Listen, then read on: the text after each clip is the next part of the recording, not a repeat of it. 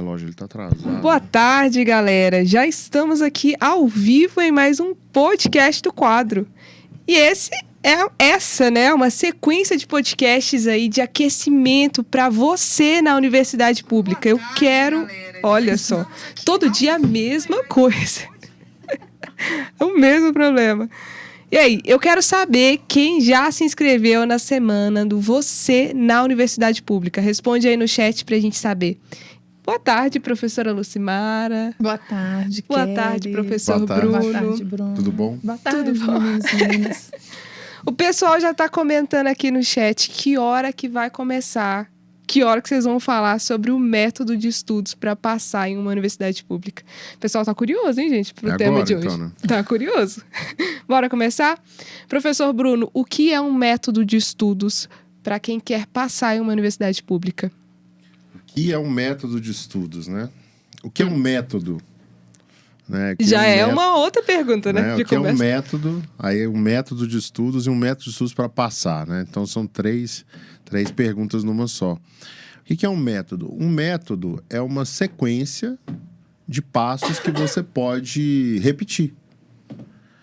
Né? Então, uma receita para fazer uma torta, um bolo, é um método. Ela tem ingredientes, ela tem uma sequência para aquilo acontecer e sempre com um objetivo no final, que é ter uma torta bem gostosa, né? Um método para conseguir um emprego, ele inclui uma preparação para entrevista, busca de oportunidades, né? A gente não faz sentido detalhar isso aqui agora, mesmo porque eu teria que improvisar. E não seria bom, né? Mas é uma sequência. É uma sequência que as pessoas seguem para alcançar algum objetivo. Isso é um método. Um método de estudos é uma forma de estudar. É uma sequência de comportamentos, de hábitos que a pessoa tem com o objetivo de... Aí é que começa a entrar a conversa, né? Qual é o objetivo para estudar? Porque o método de estudos de alguém que está no ensino médio e quer só passar de ano numa prova, ela vai seguir um método, que é aquele de estudar na véspera da prova. O método de estudos para alguém que ficou de recuperação no colégio é diferente de alguém que só quer passar numa prova. Porque na recuperação tem muito mais conteúdo para ser estudado. O método de estudos de alguém que quer aprender é diferente, porque vai depender do nível de profundidade que a pessoa quer alcançar. Então, alguém que está estudando para aprender matemática no nível de disputar uma Olimpíada de Matemática vai seguir um método diferente do método de alguém que quer passar em um determinado vestibular. E se eu quero passar no ITA, eu vou precisar estudar matemática de um jeito. Se eu quero passar em medicina pelo Enem, eu vou ter que estudar matemática de outro jeito. Se eu quero passar na USP, o jeito de estudar matemática muda. O método que eu vou seguir muda. Então, o método de estudos depende do objetivo. Agora, existem características em comum entre os vários métodos de estudo. E quando a gente pensa em método de estudo para passar num concurso militar, passar num vestibular concorrido, eles já começam a ficar mais parecidos. E aí quando a gente fala assim, eu quero um método de estudos que eu vou passar na universidade pública, né? Aí a pessoa só vai escolher se ela quer uma federal pelo Enem, se ela quer uma estadual, tipo USP, Unicamp, se ela quer... Na verdade, Unicamp não é estadual, né? É estadual? Não é municipal, não? Não. Deixa eu confirmar, mas é estadual. Mas, enfim, universidades que não são federais e escolas militares também tem um pouquinho de diferença, mas existem algumas características no método de estudos para passar na universidade pública Estadual. Que são comuns, Unicamp estadual, né? Então, assim, o que é um método de estudos para passar na universidade pública? É uma sequência de hábitos, é um passo a passo que a pessoa vai executar ao longo de um determinado período que vai fazer com que ela passe numa universidade pública. Então, qualquer coisa diferente de passos bem definidos rotinas bem definidas, vai deixar de ser um método que funciona. E aí, daqui a pouco, a gente pode falar por que um método pode funcionar, por que ele pode não funcionar, né? O que eu vejo que as pessoas sempre fazem é que elas sempre misturam vários métodos diferentes para conquistar um objetivo final. Então, deu certo para fulano desse jeito, deu certo para ciclano daquele jeito, e eu vou juntar tudo aquilo e vou tentar fazer daquele jeito para mim. Misturar tudo, fazer uma massa do bolo de chocolate com cenoura, com, sei lá, com coco, e aí vai jogando, e aí você nem sabe para onde que você tá indo. O que você acha disso, professora Lucimara? Dá certo? Não faz bolo nenhum, né? Porque quando você tem um bolo que é de chocolate, misturado com de cenoura, com de baunilha, no final, qual bolo que você tem? Nenhum, né? Então, isso é invenção, né? É o povo inventando um método que é a mistura de outros métodos. Não funciona. Não funciona. E aí, as pessoas, professor Bruno, elas sempre buscam esses métodos milagrosos para conquistarem os seus objetivos, né? Os seus sonhos, o objetivo final. Elas não se aprofundam em um método nenhum, pois sempre estão à procura de soluções imediatas. Então, eu quero resolver esse problema agora, eu não consigo estudar matemática agora. Essa pessoa que me falou no Instagram que é só fazer isso e ser assado, me mostrou em 1 minuto, num vídeo no Reels. E aí eu vou pegar aquilo e vou fazer. A minha pergunta é, o que não é um método de estudos para quem quer passar em uma universidade pública? Tá, essa pergunta é boa, né? E o exemplo que você deu foi muito bom também, de falar sobre Instagram, de Reels, que a pessoa faz uma postagem e quer explica em 1 minuto tudo que você tem que fazer para alcançar um determinado objetivo, né? E assim, esses dias eu estava vendo uma palestra na internet e o cara que deu a palestra, ele era meio religioso, né? Ele usava muito o nome de Deus e tal. E ele foi dar essa palestra num grande ginásio. E nesse ginásio tinha muita gente. E tinha uma pessoa que sofreu um acidente. E nesse acidente a pessoa perdeu todos os movimentos da cintura para baixo. Né? E aí a equipe desse palestrante falou assim, olha, tem uma mulher aqui que pediu para você orar para ela. Aí ele falou, não, perfeitamente, vamos orar. Aí apresentaram para ele a mulher. E aí, o que a senhora quer que eu ore? Não, é porque eu sofri um acidente na minha carro e desde então eu perdi os movimentos.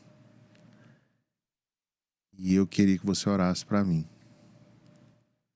Aí ele, por que você quer que eu ore para você?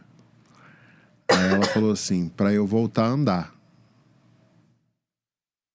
A primeira coisa que ele fez foi coçar a cabeça. Como que eu vou fazer Ele isso? falou assim, cara, essa mulher tá querendo um milagre, né? Ela tá querendo algo assim que dificilmente acontece.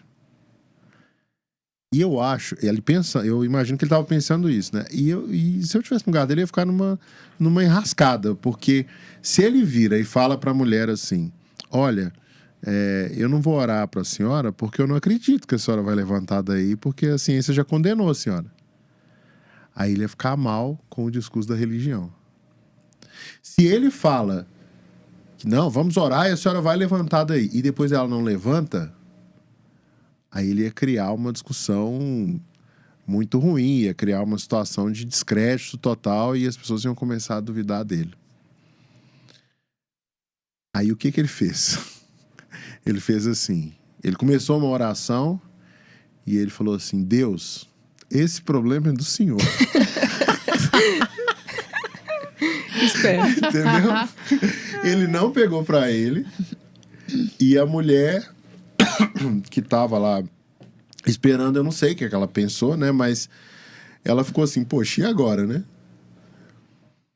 E a gente tem amigos que já passaram por essa situação e eles comentam que é sempre muito frustrante quando eles vão num lugar e tem uma situação dessa de à espera de um milagre.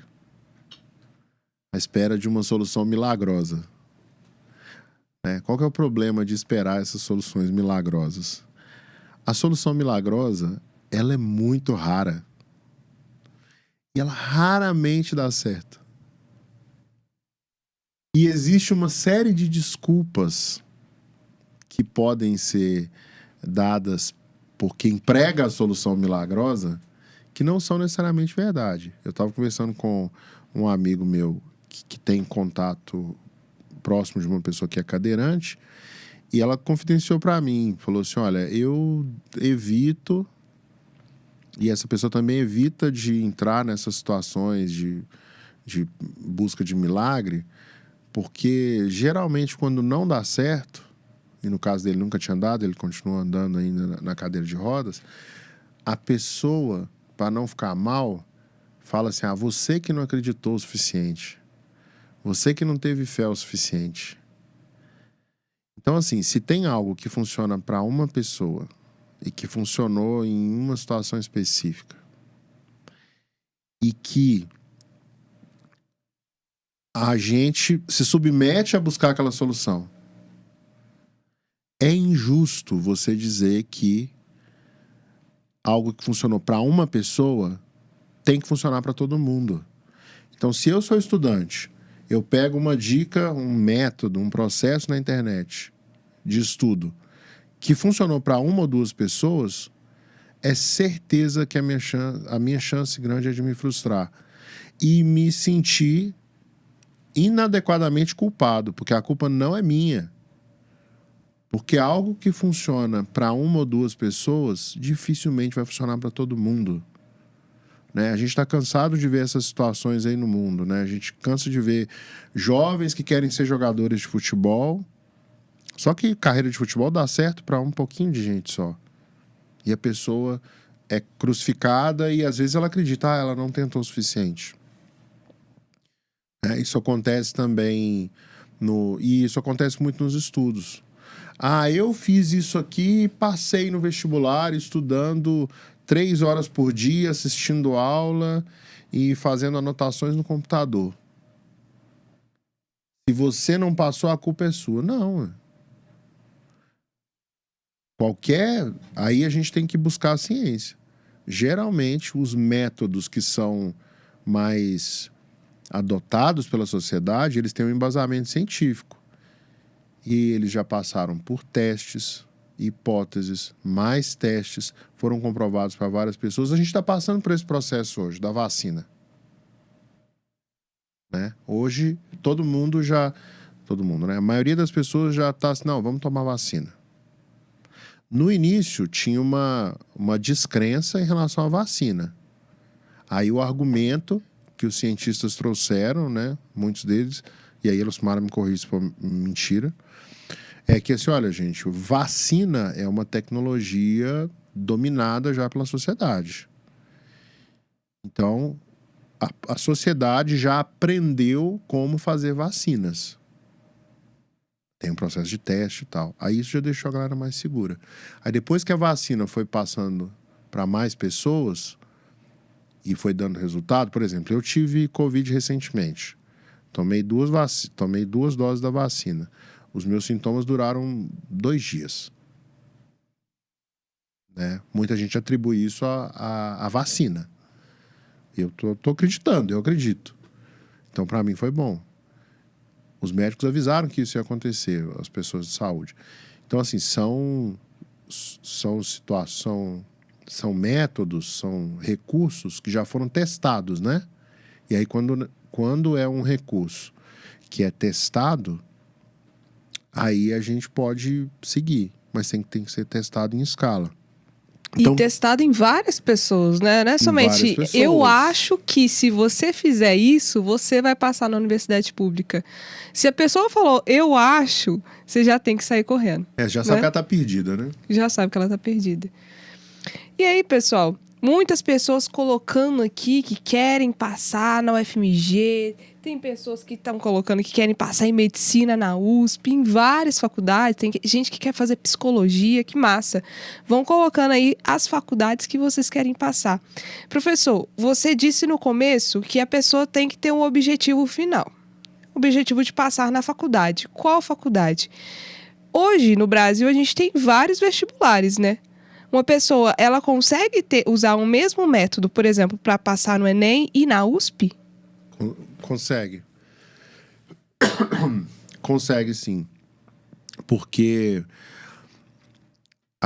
o conhecimento que você precisa adquirir para passar na USP, ele é maior, né? Tem mais conteúdo do que tem no Enem. Então, a pessoa que estuda para a USP, ela vai estar trabalhando o conhecimento do Enem.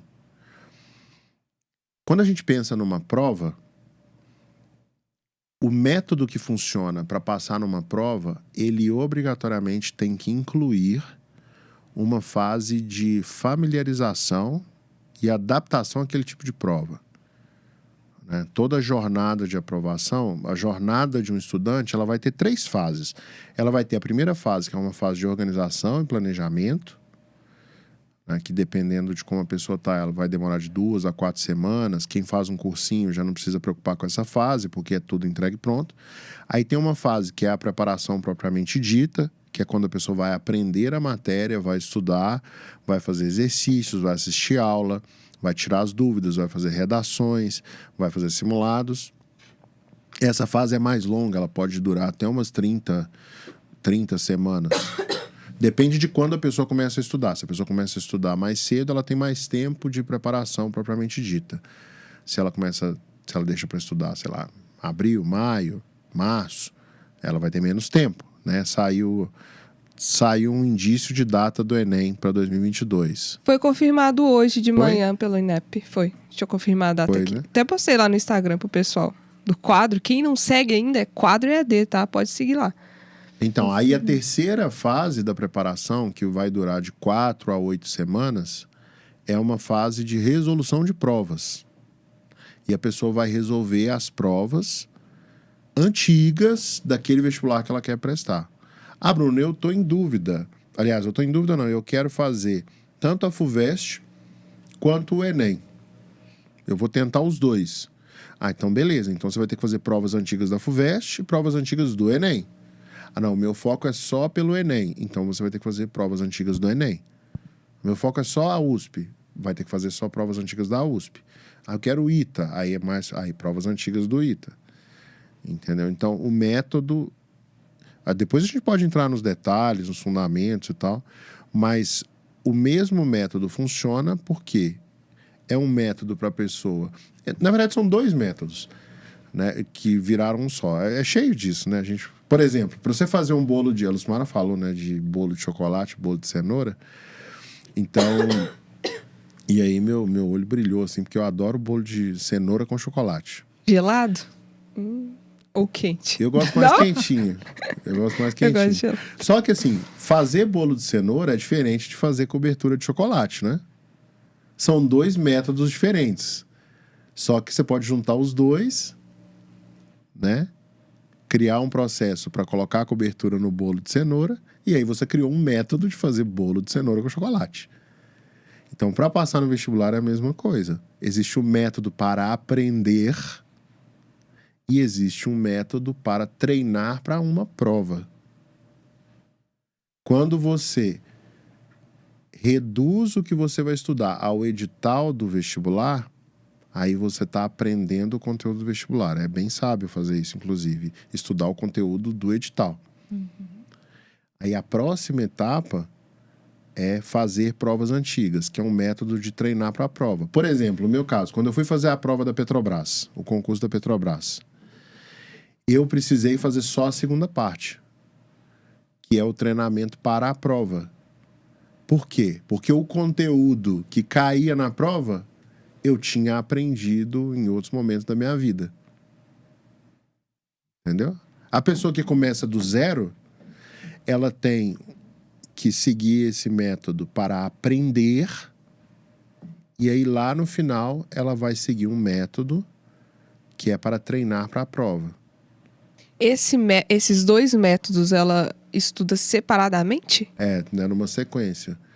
É possível e é saudável você já começar a treinar para a prova desde o início da preparação. O treinar é fazer provas antigas, no caso. Fazer questões daquele vestibular. Por exemplo, vou te explicar como que a gente faz aqui. Né? É um processo muito parecido com a maioria dos cursinhos. Na verdade, essa parte que eu vou explicar é igual. Na escola, a gente aprende uma matéria fazendo as questões do livro. E no finalzinho do livro, no finalzinho de cada capítulo, tem questões de vestibular. Né? Então, o livro, ele tem questões de fixação, que são bem diretas ao ponto para a pessoa validar o conhecimento. Aí depois, o livro tem exercícios propostos, exercícios de recapitulação, exercícios de prática, cada um dá um nome, mas é para a pessoa praticar aquele conhecimento. E no final do capítulo tem exercício vestibular. O que a gente faz aqui no quadro? A gente tem... Aí a Lucimara me corrige se eu falar alguma coisa errada. A gente criou um tipo de aula que é o que a gente chama de aula interativa. Que a gente pega uma aula grande, quebra ela em tópicos e para cada tópico a gente coloca um exercício de fixação para a pessoa validar o aprendizado. Então a gente juntou com a aula, a gente juntou os exercícios de fixação para dar essa interatividade, né? Bruno, e os exercícios propostos, que é para a pessoa aprofundar naquele assunto, para a pessoa fazer um pouquinho mais elaborado. A gente colocou basicamente exercícios de vestibular em nível crescente de dificuldade, é lógico, para não assustar ninguém. Então, o que isso faz? A gente já está treinando a pessoa para a prova durante a preparação, propriamente dita. E o que tem de especial nisso? É que a gente coloca os exercícios de vestibular, exercícios parecidos com os que vão cair na USP, parecidos com os que vão cair no Enem, numa ordem crescente de dificuldade e já associados a um determinado tópico. Então, quando a pessoa chega na etapa de fazer provas antigas, que é o que eu chamo de revisão final, ela já está mais habituada com aquele contexto de prova. Você quer falar alguma coisa, Lu? Não, só nas listas, na verdade, que a gente coloca logo depois da finalização da aula, dentro do tópico, a gente realmente simula uma prova já. Então, na própria lista, o aluno já ele vai se deparar com o mesmo sistema que tem na prova, que é, uma hora ele vai encontrar uma questão fácil, logo depois dela pode vir uma difícil, uma média, porque aí ele vai treinar tanto questão de saber identificar as questões, né, que isso faz muita diferença no dia da prova, saber identificar questões fáceis, médias, né, e as difíceis. E a gente tem um reloginho justamente para o aluno já resolver a lista trabalhando com o tempo, porque o tempo de prova é um fator limitante no dia da prova. Então, ele já pode, desde o início, desde a primeira lista, treinar, né, a estratégia de prova também. Professora, e por que ter um método de estudos faz diferença na preparação de quem quer passar em um vestibular concorrido? A primeira grande diferença que eu pontuo e que a gente vê muitos alunos comentando, né, principalmente os alunos aprovados, é a questão da segurança no processo que eles vão viver ao longo do ano, né? Então, ter um método de estudos validado vai dar para o aluno segurança de que o trabalho que ele está tendo ali ao longo do ano está sendo válido para ele, né? Que ele não está perdendo tempo, né? E isso também vai gerar para ele uma confiança muito grande para ele chegar no dia da prova, né, com a tranquilidade necessária, né, e a postura necessária para poder resolver aquela prova, né? Então, ele vai saber que ele trabalhou ao longo de um ano todo, alcançando um resultado que vai ajudar ele a passar no vestibular. Sim. E é possível identificar, professor, se o método de estudos funciona, está funcionando para a pessoa, se ele não funciona, se ele funciona? É possível identificar isso? Um método bom, ele já inclui essas etapas de validação da efetividade, né?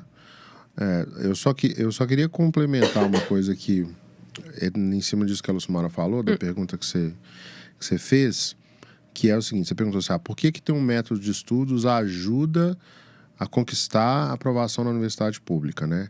Tem tudo isso que a Lucimara falou, da pessoa ganhar confiança, da pessoa já seguir um processo. E tem um outro ponto que a Lucimara também vai entender bem, que é a questão da energia. A energia que a gente gasta tendo que decidir, tendo que resolver problemas, tomar decisões é grande. E isso vai desde que roupa que eu vou vestir para sair hoje, qual caminho que eu vou pegar para chegar até tal lugar, né? No caso do estudante, o que eu vou estudar hoje? Como que eu vou tirar as minhas dúvidas? Como que eu vou aprender esse assunto? Onde que eu vou encontrar os exercícios? Tudo isso gera gasto de energia. Quando a pessoa segue um método, segue uma receita, ela tem um processo para seguir e ela não precisa gastar energia refletindo sobre esse processo. Ela simplesmente vai lá e segue. Ela simplesmente vai lá e segue o processo, né? Então, isso torna a experiência de estudo mais agradável. E a gente precisa entender também que tudo que a gente faz tem que respeitar a nossa natureza para a gente ficar de boa, né? Então, o jeito que a gente estuda tem que respeitar o funcionamento do nosso cérebro. O jeito que eu vou fazer ginástica tem que respeitar a minha estrutura física. O jeito que a Lucimara vai fazer ginástica tem que respeitar a estrutura física dela. No seu caso, a mesma coisa. Vai ser diferente. O que vai funcionar para você aproveitar o máximo da sua estrutura física, é diferente do que vai funcionar para mim. Mas o processo para você construir massa muscular, por exemplo, é o mesmo para qualquer pessoa. As coisas que tem que acontecer no músculo são as mesmas. Para perder peso, é um processo diferente. Quem malha para ficar forte é diferente de quem malha para perder peso. Mas o que tem que acontecer no corpo para a pessoa perder peso é basicamente a mesma coisa, né? E aí eu posso responder a sua outra pergunta, que foi qual mesmo? Por que ter um método de estudos? A pergunta é como você consegue identificar que o método de estudos funciona para você? Olha que eu me embolei toda aqui. Vai fazer uma pergunta. Como que o aluno vai identificar se o método é eficiente para ele? Aí volta na parte do objetivo, né? Lembra que a gente falou aqui agora que num processo de passar na universidade pública, você tem uma fase de aprender a matéria e treinar para a prova. No nosso caso aqui, a gente coloca o aprendizado do conteúdo junto com o treinamento para a prova. E a gente chama isso de preparação propriamente dita. E tem o processo de revisão final, que é basicamente resolver provas. Então, o aluno que ainda está na fase de preparação para a prova, como que ele vai saber se o método está funcionando? A cada lista de exercícios que ele fizer, ele vai saber o que ele acertou e o que ele errou. Então, se ele tem uma taxa de acertos alta, quer dizer que está funcionando. Se ele tem uma taxa de acertos baixa, ele tem que buscar ajuda. A lista é como se fosse um termômetro, né, Bruno? A lista é um termômetro. A gente fala isso aqui com os alunos muito. A lista é como se fosse um termômetro. Isso, a lista é um termômetro. Eu estou com dúvidas. Quer dizer que o meu método não está funcionando? Não quer dizer isso. Quer dizer que o seu método está funcionando muito bem, porque ele te mostrou aquilo que você precisa aprender. Então, o método que vai treinar a pessoa para passar na universidade pública, ele tem que reforçar aquilo que a pessoa sabe e sinalizar para a pessoa aquilo que ela precisa aprender. Porque existem 3 tipos de conhecimento. Tem o conhecimento que a pessoa já domina, que ela já sabe, e isso a lista vai mostrar. Tem o conhecimento que ela sabe que não domina. Por exemplo, eu não sei nada de ecologia, Bruno. Né? Eu não sei nada de ecologia. E eu sei que eu preciso estudar, se eu quiser passar na universidade pública. Então eu vou lá e vou pegar um material para aprender ecologia. Agora, tem coisas, e essas coisas que eu sei que eu não domino, são as lacunas no conhecimento. E aí o terceiro são os pontos cegos, que é uma lacuna que eu nem sei que eu tenho. Entendeu? Que vai e que pode me atrapalhar de passar na universidade pública. E a lista de exercícios, o método, ele tem que ter um recurso para sinalizar para a pessoa os pontos cegos, para ela ter clareza e ver que tem uma lacuna e começar a preencher aquela lacuna. Como que ela vai preencher aquela lacuna? O método tem que prever isso. Olha, método, eu tenho aqui uma forma da pessoa validar o conhecimento dela. Mas eu também tenho que ter uma forma da pessoa identificar os pontos cegos. E eu tenho que ter uma forma da pessoa preencher as lacunas de conhecimento. Como que são preenchidas as lacunas de conhecimento? Com aulas, tira dúvidas na monitoria, orientação pedagógica com o tutor, para ter uma visão mais ampla. Então, quando a pessoa entra nesse processo, ela está dentro de um método. Ah, Bruno, como que eu vou saber que está tudo funcionando? No simulado. Ah, se o meu simulado eu estou vendo melhora nos simulados, quer dizer que o método está funcionando. Ah, e se eu não estou tendo melhora nos simulados? O método tem que ter um jeito de te mostrar por que não está dando certo. Por que não está dando certo. Ah, como que a gente faz? Tem o tutor pedagógico. Ah, mas tem um negócio antes, que é, no final do simulado, tem um relatório com tudo que a pessoa sabe e o que ela não sabe. Ah, mas eu não sei me organizar nos estudos. Então, o método tem que levar isso em conta, porque senão a pessoa vai perder energia. Aí vem a figura do tutor pedagógico. Né? Existe um método para ganhar a Copa do Mundo de futebol. Você tem que ter os melhores jogadores, o melhor time, você tem que ter a melhor equipe, nas melhores condições físicas, na melhor condição emocional. Aí, para fazer isso acontecer, tem um treinador, tem processo de seleção de jogadores, é um processo que demora 4 anos. Tem fisiologistas, tem analista de dados, tem um monte de coisa, entendeu? Por que que o método para ganhar uma Copa do Mundo é tão sofisticado? Porque é muito difícil, vai ficando cada vez mais difícil, vai ficando cada vez mais sofisticado. Na universidade pública acontece a mesma coisa. Cada vez as pessoas percebem mais a diferença de sair com um diploma bom de universidade pública. Porque tem um monte de faculdade ruim, aí o diploma da universidade pública fica cada vez mais valorizado. Então vai ficando cada vez mais complexo o método que vai garantir que a pessoa vai passar. Você quer falar alguma coisa? Quero. Eu acho que é importante a gente pontuar para os alunos o que são características do método que funciona.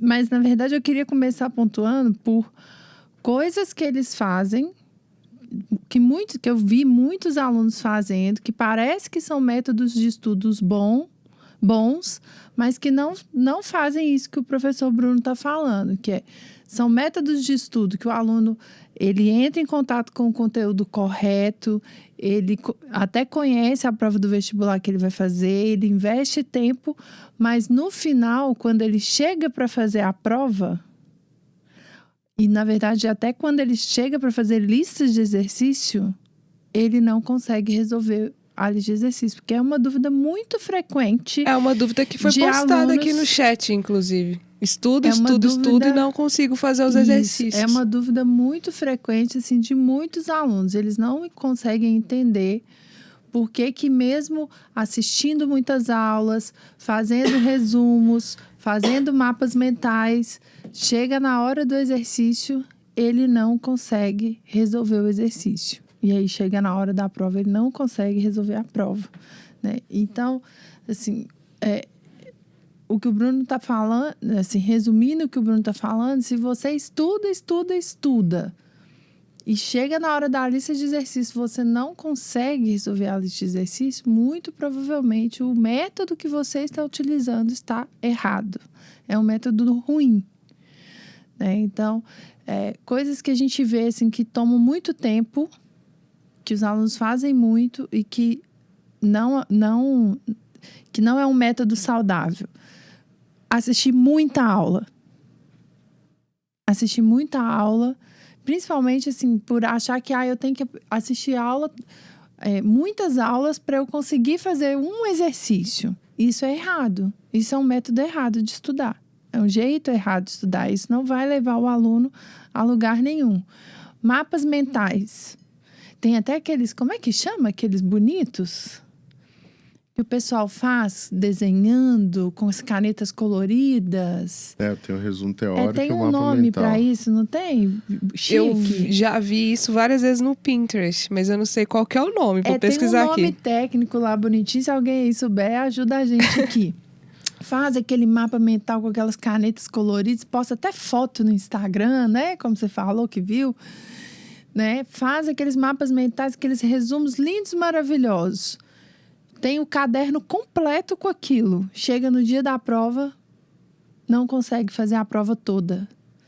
Não consegue acertar as questões da prova. Gente, eu tô pesquisando aqui, tem até aplicativo de mapa mental. Tem várias coisas que as pessoas já inventaram. Mas eu uso muito mapa mental. E funciona? Mapa mental... Daqui a pouco eu vou te explicar como que eu uso. Mapa mental, ele tem claro que ele tem uma funcionalidade. Inclusive, ele é funcional em várias ocasiões. Mas para vestibular, é algo que a gente vê que o aluno gasta muito tempo e que não gera o resultado que ele precisa gerar, que é ele conseguir fazer a prova. Quer ver outro método que os alunos chegam, às vezes, aqui, falam com a gente que tem, e a gente acaba tendo um processo, né? Os meninos aqui, os alunos passam por um processo de mudança mesmo de hábito. Mudança cultural, porque é hábito, é cultural. A pessoa estuda, ela reproduz, ela fala, ela conversa, mas ela nunca chega nos exercícios. Ela faz tudo, menos chegar no exercício. Então, redação, por exemplo. Ela vê a aula de redação, ela faz mapa mental de redação, mas ela não escreve uma redação. Então, esses processos que eles fazem, né, e que afastam eles da lista de exercício, é que, na maioria das vezes, a gente vê que atrapalham os alunos a aprender, a ter essa estratégia de prova bem desenvolvida, entendeu? E assim, né, a pergunta que a gente está respondendo é assim, como que eu vou saber se o método funciona? Como né? identificar isso, Né? se tem resultado? Isso, a Lucimara deu uma dica nos exemplos que ela deu. Ela falou assim, o aluno chega aqui e ele está acostumado a fazer resumo teórico, ele está acostumado a assistir muita aula, ele está acostumado a fazer resumo teórico, ele está acostumado a fazer mapa mental. Quando ele chega nos exercícios, ele não consegue resolver nenhum. Aí ele não resolve, nem o primeiro. Então, assim, se o método de estudos da pessoa não tem um exercício para resolver, ela nunca vai descobrir o que ela sabe e o que ela não sabe. O que a gente faz?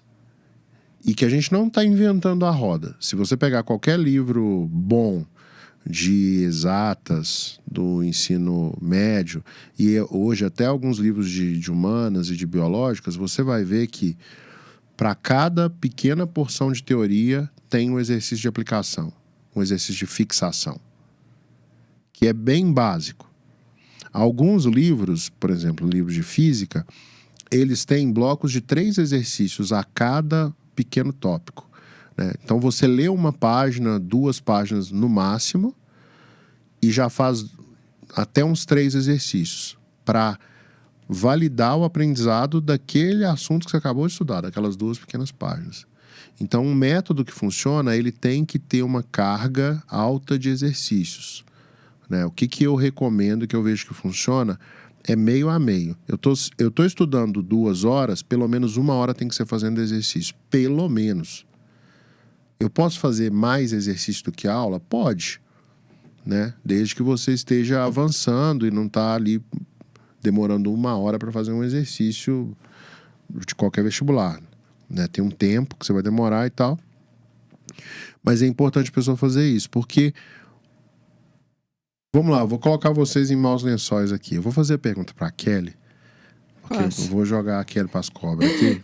E a Só não Lucimara vai saber pergunta coisas de responder. matemática, por Pode, favor. você vai ficar da cor da sua camisa, Kelly. Vou te fazer uma pergunta. O que precisa acontecer e que não pode deixar de acontecer para nascer um novo ser humano? O que precisa acontecer e o que não pode... Não, o que precisa acontecer, ou seja, se isso não acontecer, não tem ser humano. Existir um ser humano. 2 seres humanos. 2 seres humanos, no caso. Precisa. Explica melhor. Uai, não tem como... Vou fazer outra pergunta. Quem veio primeiro, o ovo ou a galinha? Não, Kelly. Essa pergunta é clássica. Não. Faz sentido. Não, assim, ó, vamos pensar, ó, vai nascer um ser humano no mundo, vamos fazer um novo ser humano, as pessoas, vai surgir um novo ser humano. O que precisa acontecer, né, para que seja concebido um novo ser humano? Nos dias de hoje mesmo. 2 seres humanos precisam interagir entre si. Precisa, Lucimara? Não precisa. O que Porque precisa tem... acontecer? Vamos passar essa pergunta para outra pessoa. Vamos lá, Lu, Lucimara. o que precisa acontecer? Precisa ter um encontro entre um óvulo e um espermatozoide. É isso que precisa acontecer. Entendeu? Por isso que acho que chama fecundação in vitro, né? Também tem fecundação in vitro. E é isso, né? Aquilo que tem. Não é isso, não? Isso é um dos processos espermatozoide. que existe. Então, mas o que precisa acontecer é que um óvulo tem que ser fecundado por um espermatozoide. Isso. Se isso não acontecer, não tem ser humano. Certo? Tem várias formas disso acontecer, né? E a nossa imaginação iria longe aqui. Mas... E tem gente que deve estar fazendo até piada aí no chat, né? Mas tem que acontecer. Um óvulo precisa ser fecundado por um espermatozoide. Para a pessoa aprender qualquer coisa, tem uma coisa que precisa acontecer. Ô Bruno, e aí antes de você contar essa uma coisa, eu queria só chamar a atenção de quem está nos assistindo aqui para o título dessa aula. Porque as pessoas, às vezes, né, não entendem que existe um método de aprendizado. Por isso que o título da aula de hoje, do podcast hoje, é O Método. Não tem vários métodos. Para passar na universidade Né? pública, não. E aí, assim, só tem um. aguçando os meninos antes de você falar, que assim, nós vamos contar qual é o método para quem quer ser aprovado numa universidade pública. Né? Vocês vão sair daqui hoje sabendo, tintim por tintim, o que vocês têm que fazer. E isso porque também tem muitas pessoas colocando aqui, eu faço isso, faço assado e não funciona e não dá certo. Querem Vamos fazer um trocar grupo ideias. pra gente aprender. Não, querem trocar ideias sobre métodos. Existe um método para passar. Um único, que tem tudo a ver com o que o Bruno vai falar agora. Então vamos lá, Kelly, vou te jogar para as cobras de novo. Não. Ai, Bruno, você tem que me preparar isso antes. Essas perguntas. Aí, ó. Já fica preparado, então. Vamos lá. O que precisa acontecer para a gente aprender? Alguma coisa. Sei lá, aprender bicicleta, andar de bicicleta, aprender a dirigir, aprender tem que matemática. Praticar, né? A primeira coisa que vem na minha cabeça é que quando você precisa aprender alguma coisa, você tem que colocar aquilo em ação. Tem que colocar em ação. Mas por quê? Porque se você não colocar, fica só naquilo, assim, eu aprendi aquilo, o professor falou que é assim, assim, assado. Mas aí na hora que você vai resolver a questão, você não consegue. Mas vamos para o nível fisiológico. O que tem que acontecer no seu corpo para você aprender qualquer coisa? Uma experiência? Não? Não é isso. Tem uma coisa que precisa acontecer. É físico, É físico. inclusive. É físico, Conexões é material. neurais. Oh! Olha! Eu tô muito Isso aí, chique. Kelly. Bom, quer dizer que você está estudando agora, né? Eu tô fazendo muito podcast. Então, Então, um neurônio precisa colar no outro. E, na verdade, vários neurônios precisam colar em vários. Eles não vão colar de fato, não. Eles vão se aproximar ali muito pertinho e vão fazer conexões, tá? Isso, vai ter uma conexão. Fisiologicamente, eles não vão grudar. Tem uma conexão Ó, né? muitas pessoas responderam a pergunta aqui, viu, professor? O que eles falaram? A Rohana. Rohana, você tá aqui com a gente Ela todos já os tá aqui dias. todos os dias, Ela Que tá prestando massa. atenção. Você precisa errar pra saber que precisa mudar. É uma forma Sim. de aprender? Vai ajudar a aprender, né? Mas é um processo, tal, tá certo, não tá errado não. Mas assim, no nível fisiológico, precisa ter conexões entre os neurônios. E vários neurônios precisam se conectar para construir uma rede de neurônios que replica aquele conhecimento. Então, tudo que a gente aprende é incorporado no nosso corpo na forma de redes de neurônios, ou seja, os neurônios se conectam, você muda a estrutura física do seu corpo. É tipo fazer musculação, o músculo machuca, enfim, todo um processo. É tipo conceber um ser humano, você tem que ter um óvulo sendo fecundado por um espermatozoide. Se não tiver conexão entre os neurônios, não tem aprendizado. E o pior, os neurônios, eles são muito serelepes, porque eles se conectam, mas rapidamente, qualquer coisinha, eles querem se conectar com outros neurônios. Então, a gente precisa fazer coisas para garantir que essas conexões permaneçam, para fixar as conexões entre os neurônios. Então, para você ter uma rede neural, você precisa ter conexões entre os neurônios. Os neurônios precisam... as conexões precisam ser fixas, né? Precisam se fixar. Para uma conexão ser fixa, ela primeiro precisa acontecer. Então, os neurônios têm que se conectar, neurônios conectados e conexões fortalecidas. O que precisa acontecer antes de uma conexão? Ó.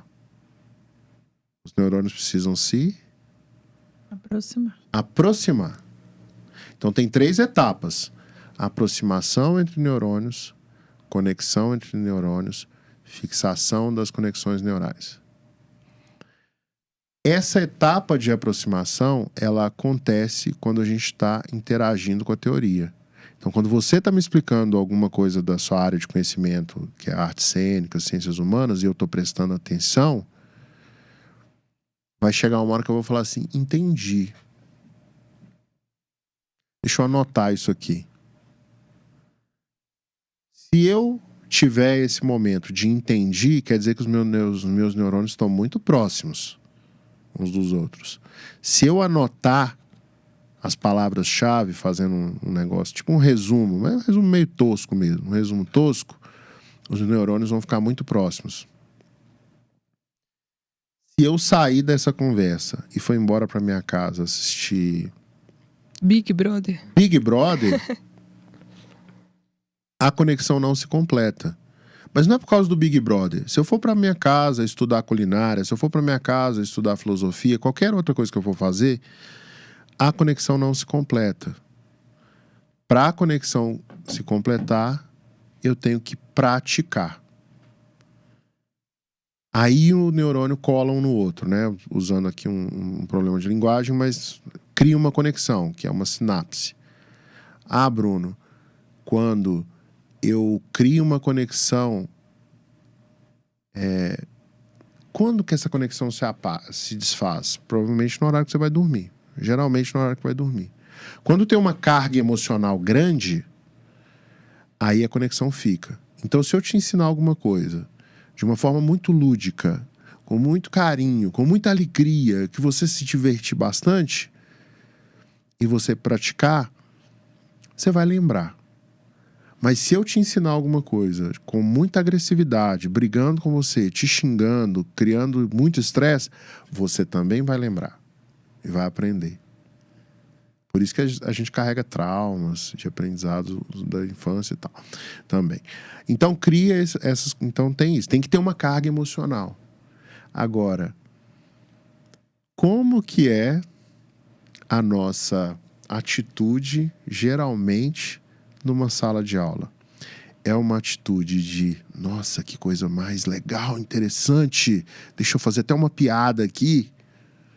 Ou é uma atitude, nossa, que saco, velho, eu odeio isso?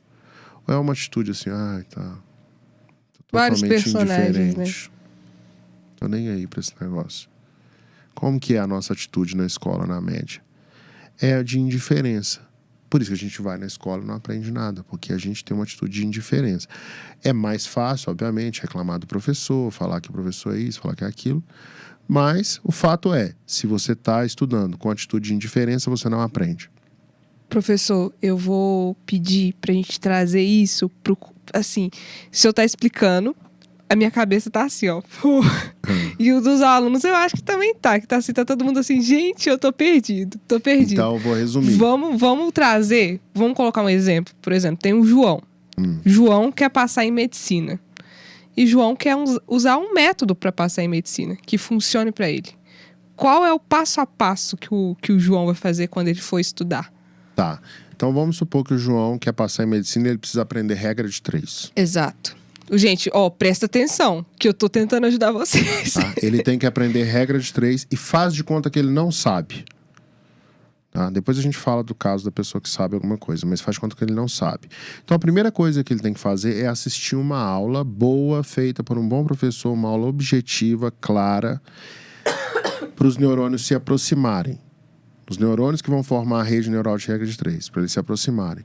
Enquanto ele estiver assistindo essa aula, ele faz anotações das coisas mais importantes, para mostrar para o cérebro dele que aquilo é importante. E ele tenta buscar humor naquilo, tenta buscar alguma emoção, para o cérebro entender que aquilo é importante.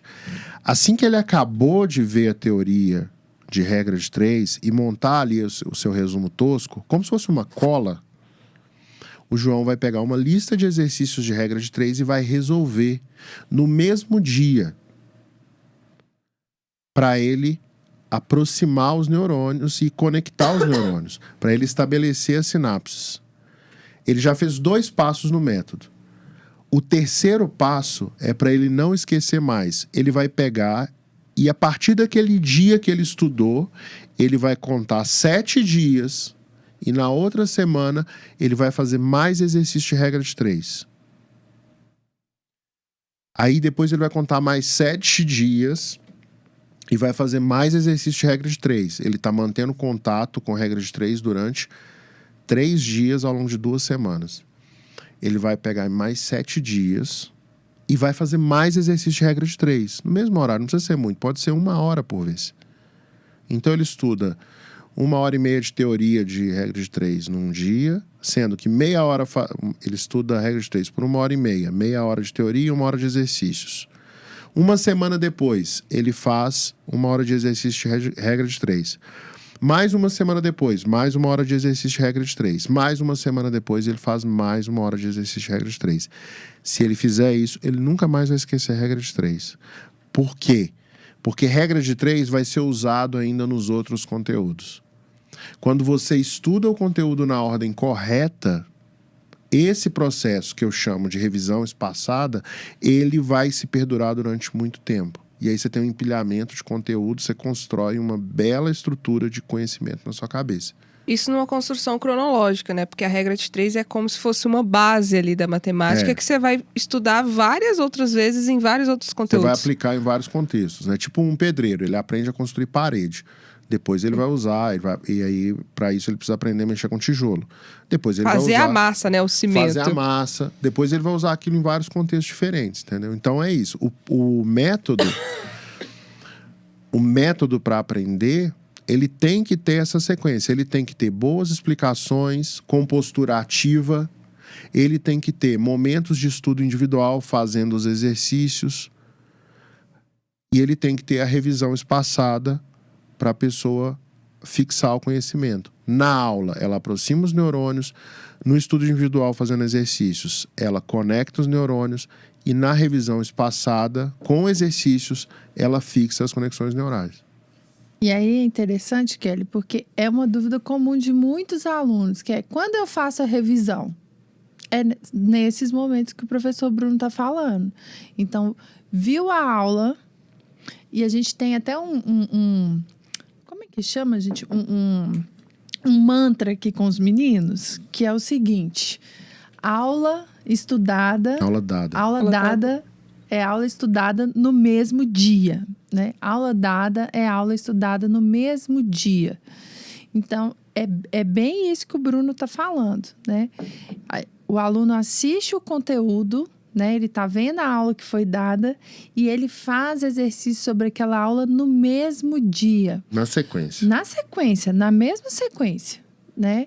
A gente até costuma falar com eles, assistiu ali 50 minutos de aula, você vai fazer em seguida 50 minutos, 1 hora de exercício sobre aquela aula. Atividades relacionadas ao assunto daquela aula, né? E daí que é importante ter a lista ajustada, adequada para a aula que ele assistiu. Quando que ele vai entrar em contato com aquele assunto de novo? 7 dias depois. Assistindo a aula de novo? Não, fazendo os exercícios. E aí, 7 dias depois, ele faz os exercícios sobre aquele assunto de novo. Não vai precisar mais ser 1 hora. Às vezes vai ser menos. Às vezes vai ser menos, porque ele já vai acostumar a fazer os exercícios. Se ele fizer esse ciclo 3 vezes, né, de retomar o assunto 3 vezes a cada 7 dias, pronto, já está resolvido o problema dele. E aí ele aprende, né, nesse movimento que o Bruno falou. Ele mostra para o cérebro dele a importância daquele assunto para ele. E aí, depois de ele ter aproximado os neurônios, né, ter iniciado ali as sinapses, né, o contato entre esses neurônios, ele ainda vai reforçar essas sinapses. E aí, depois que ele reforça, elas não se desfazem.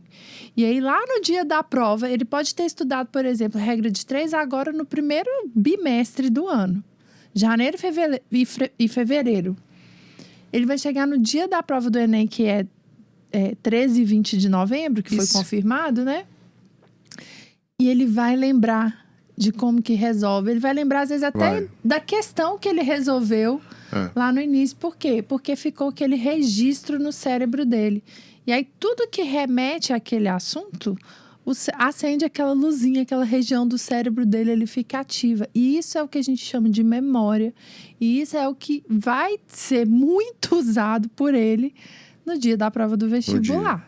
Agora, por que tem gente que tenta seguir isso e não consegue? Pode terminar. Aí, o que o método tem que ajudar o aluno a fazer ao longo do ano? Criar vamos chamar de caixinhas, várias caixinhas dentro da memória dele, que vão estar lá no dia da prova só para ele acessar. Isso é aprender, isso é aprendizado. É assim que o aluno sabe que ele aprendeu. É quando ele, depois de um tempo de ter estudado, ele consegue entrar em contato com o exercício e ele sabe se sair bem ali naquele exercício. Ele sabe resolver aquela questão, entendeu? E tem um ponto, que é o seguinte, o que eu descrevi aqui parece ser uma coisa muito simples. E realmente é muito simples de você fazer com um conteúdo. Né? Quando você quer fazer com uma matéria. Com um conteúdo de uma matéria. Regra de 3, é simples. Só que para passar no vestibular, e aí que entra toda a estrutura do método, né? Que é o que a gente faz aqui. E que alguns cursinhos fazem, mas hoje com a tecnologia a gente consegue fazer muito melhor do que eu fazia na minha época. Onde que a gente tem dificuldade? Aí eu posso falar de experiência própria que eu vivi essas dificuldades. E quando surgem as dúvidas? E quando eu tenho que fazer isso com todo o conteúdo do vestibular? Porque eu, quando vou prestar o vestibular pela primeira vez, eu nunca fiz isso na minha vida. Eu aprendi a estudar naquele esquema de estudar de véspera. Então, eu acho que é só daquele jeito que estuda. 10, 12, 13, 14, 15 horas por dia para fazer a prova no dia seguinte. É o que todo mundo fala que é estudar muito. Uma pessoa que faz concurso público, ela tem que estudar muito porque, às vezes, ela tem que conciliar estudo com trabalho. Ela tem um tempo curto, porque o dia que anuncia o edital é muito próximo do dia da prova. Então, o concurseiro ele tem que estudar muito. Quer dizer, hoje já tem pessoas que estão estudando para concurso há muitos anos, mas, em geral, é assim, a pessoa tem pouco tempo para estudar. Agora, quando eu estou falando de 9, 10 meses até o vestibular, que é mais ou menos o que falta, né, existe uma forma de organizar todo esse conteúdo numa sequência que garante a revisão espaçada por mais tempo e que faz isso para cada matéria. E, às vezes, a matéria é tão grande, o caso de matemática, física, química e biologia, que você não pode criar só uma trilha de conteúdo. Você tem que criar várias trilhas. No cursinho, o pessoal chama isso de frente. Então tem a frente A, a frente B e a frente C. Então, por exemplo, se eu estou pensando em matemática, dependendo do aluno, eu posso ter até 4 frentes. Aqui a gente não tem 4 frentes, né? A gente tem 3 frentes mais uma base, que é a matemática básica, né? Por quê? Porque não dá para colocar a matemática básica como uma 4ª frente, porque ela é a base de tudo que a pessoa precisa para aprender o conteúdo do ensino médio. Então tem uma base mais 3 frentes. Física são 3 frentes, são 3 trilhas. Química são 3 trilhas. Biologia são 3 trilhas. E tudo isso tem que caminhar em paralelo, tirando dúvida o tempo todo, entregando o conteúdo da melhor maneira, né? E aquele aluno que já estudou 1, 2 vezes para o vestibular e tem vários conteúdos que ele sabe. Como que ele estuda? Ele tem que assistir todas as aulas? Ah, não preciso assistir todas as aulas. Posso ir direto para as listas. E se eu não estiver indo bem nas listas? O que eu faço? Então, o método de estudos para passar na universidade pública, ele tem que levar isso em consideração. Se a pessoa quer passar mais rápido, aí precisa de tecnologia para organizar isso para a pessoa. Porque só um ser humano não vai conseguir organizar tudo para todo mundo. Né? O ser humano Ou então vai organizar, mas vai organizar para um grupo, né, Bruno? Vai organizar... Como se todas as pessoas fossem iguais. Isso. Ele não vai individualizar. Isso. Que é o que a gente faz no cursinho presencial. Então, quem opta pelo estudo solitário tem que fazer essa organização toda sozinho. Não é fácil, eu não consegui fazer. Eu nunca consegui fazer. Né? Eu consegui no concurso da Petrobras porque eu só precisava fazer prova antiga. Mas na faculdade, a faculdade faz pra gente. No colégio, o colégio faz pra gente. A gente nunca aprendeu a fazer isso. Quem opta pelo cursinho presencial, ou para aqueles cursinhos que não tem acompanhamento, que é só conteúdo, aí tem que seguir na linha de todo mundo. Entendeu? Então, assim, um meio termo, que é o que faz dar mais resultado, precisa de tecnologia, precisa de... Isso é uma questão que a gente vai até conversar na semana que vem, né? Sobre quanto tempo estudar para passar em uma universidade. Por que eu tô falando isso? Porque você falou do cursinho presencial. E aí tem várias pessoas aqui falando no chat que estão no 1º, 2º ano e que estão querendo, né, fazer um cursinho para já começar a preparação para o Enem, né? Muitas pessoas querem fazer Enem, inclusive. E aí, a professora Lucimara falou que aula dada é aula estudada no mesmo dia. Uma pessoa que faz ensino médio, faço ensino médio, vou para a escola às 7 horas da manhã, chego em casa lá às 11h30, almoço, e aí 1 hora eu vou pro cursinho.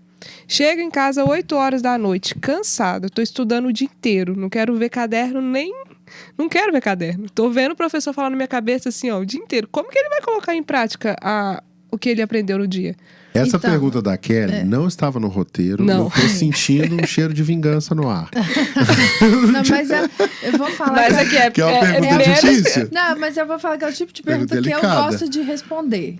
Por quê? Porque eu trabalho com educação tem 15 anos já, né, praticamente. Então, assim, eu já vi essa história várias vezes, né? E em todos os casos, ela deu errado, né? Que é o aluno do 1º e do 2º ano indo para o cursinho regular depois que sair da escola. Cursinho presencial, você fala. Ir para um cursinho presencial. Ficar assistindo aula o dia inteiro é o que a gente está falando. Você está aproximando seus neurônios, mas você não está, de forma nenhuma, né, promovendo o reforço dessa conexão. Então, quando chega à noite, igual você falou, né? Chego cansado, não quero mais nada. Lógico que não quer. Você fez um monte de aproximação de neurônios. Por que a gente dorme? Essa é uma pergunta muito importante das pessoas, principalmente alunos em ano de vestibular, saberem responder. Por que a gente dorme? A gente não dorme porque o corpo físico está cansado. Tanto é que seu fígado para de funcionar. Não. Seu rim? Não. Seu coração para de bater? Seu pulmão? Não. Tá tudo funcionando. Quando você dorme. Você tá dormindo, acorda. Mas diminui o ritmo. Claro, diminui o ritmo. Por quê? Porque você tá consumindo menos energia. Seu corpo é inteligente, ele sabe economizar energia. Agora, por que a gente dorme? A gente dorme justamente para dar o tempo para o cérebro selecionar o que ele registra e o que ele não registra, o que é lixo, o que ele vai jogar fora. E aí você fez um monte de aproximação o dia inteiro. O que você jogou dentro do seu cérebro? Lixo. Um monte de lixo. Tanto porque quando você vai pro cursinho... Por isso que a pessoa fica cansada, entendeu? Porque o cérebro já não está entendendo mais nada do que está acontecendo. Ele está precisando daquele tempo para poder limpar a lixeira que você criou ali. Então, vai de manhã para a escola. Primeiro e segundo ano, tá, gente? Estou falando para o aluno primeiro e segundo ano. Porque terceiro ano a gente já sabe que é outra história. Agora, o aluno primeiro e segundo ano tá indo para a escola, use o mantra. Aula dada é aula estudada no dia. Chega na sua casa, você já quer se preparar para o vestibular? E a gente tem muitos alunos aqui que estão nesse caso. Ah, mas eles estão fazendo cursinho depois do colégio? Estão, mas o cursinho deles não é o cursinho regular, aula, né? Não é aula. É mais exercício. Eles estão entrando na plataforma, eles estão tirando dúvida, fazendo exercício, tem mais prática do que aula, né? O que é coerente com o método. Então, para quem está no primeiro, no segundo ano, o que é mais saudável? Depois que você chega na sua casa, se você não tem acesso a uma plataforma que vai te ajudar a tirar suas dúvidas, onde você vai encontrar mais exercícios para treinar, é melhor você pegar os seus livros, suas apostilas, ver tudo que seus professores deram naquele dia e fazer exercícios sobre aqueles assuntos. Nada diferente disso. É porque Já terminou? Já. É porque o momento que um aluno do primeiro ano e do segundo ano que tem essa rotina na escola e a rotina de casa, o momento dessa pessoa é muito parecido com alguns momentos da pessoa que já tentou o vestibular algumas vezes e ficou por pouco. Que é o seguinte, a realidade é parecida, porque é o seguinte, todas essas pessoas que eu citei têm conhecimentos sobre alguns assuntos, né? E aí o jeito de estudar um assunto que você já tem conhecimento é diferente do jeito de estudar um assunto novo. Quando você vai estudar um assunto que você já viu alguma vez ou que você está vendo na sua escola, você não precisa assistir aulas daquele assunto novamente. Você pode ir direto para a lista de exercícios. Se você tem ali na lista de exercícios um aproveitamento acima de 80%, você pode simplesmente tirar dúvidas na monitoria para chegar no 100%. Ah, Bruno, eu não tenho esse aproveitamento de 80%. Eu estou num aproveitamento que é ali de 50% a 60%. Aí você volta e faz exercícios de fixação. Porque é algum conceito que não está muito claro na sua cabeça. Ah, não, Bruno, eu estou com um aproveitamento inferior a 50%. Aí você vai assistir às aulas. E nem precisa ser todas as aulas. Por exemplo, aqui no quadro, a gente separou as aulas grandes em videoaulas mais curtas e com exercícios entre as videoaulas. Por quê? Porque tem aluno que chega aqui, cara, eu tenho dificuldade em funções. Mas como que você é em função do segundo grau? Ah, não, sou mais ou menos. Então faz os exercícios de fixação primeiro. Aqueles que você errar, você assiste a aula. A gente tem a lista diagnóstica, inclusive, antes do tópico, tem a lista diagnóstica, o aluno já entra fazendo uma lista diagnóstica para ele descobrir o quanto que ele sabe do conteúdo, né? Isso é uma novidade da turma nova, né? É uma novidade da turma nova. Uma coisa que eu acho que a gente tem que entender é que a pergunta foi para quem tá nessa rotina que faz o curso presencial, né, Lu? Porque o pessoal tá perguntando muito aqui no chat, e para quem faz o terceiro ano? Porque é a mesma rotina, você vai pra escola de manhã, chega em casa e vai pro cursinho à tarde, só que no terceiro ano tem uma questão, né, gente? No terceiro ano você tá ali com aquela pressão de que você tem que passar no vestibular. Isso. Mas a rotina de estudar com prática, focado na prática, tem que ser a mesma. O método não vai mudar. Né? O método não muda. O método é esse. Assiste a aula no dia, tem que fazer os exercícios daquela aula no mesmo dia. Senão, não vai fixar. E aí, o aluno do terceiro ano, né? Aí tem vários casos, né? Tem um aluno do terceiro ano integrado, né? Que tem muitas escolas que já fazem o terceiro ano em ritmo de revisão para o vestibular, né? Tem o terceiro ano técnico, que já é um pouco diferente, né? Mas é um aluno que ele já está ali mais voltado para o vestibular, ele já sabe que ele vai fazer a prova no final do ano, né? E ele tem menos tempo, porque o aluno do primeiro e segundo ano ainda tem mais tempo, né? Vai ver menos conteúdo. Então, para o aluno do primeiro e segundo ano, ele vai estudar menos conteúdo ao longo de todo o ano.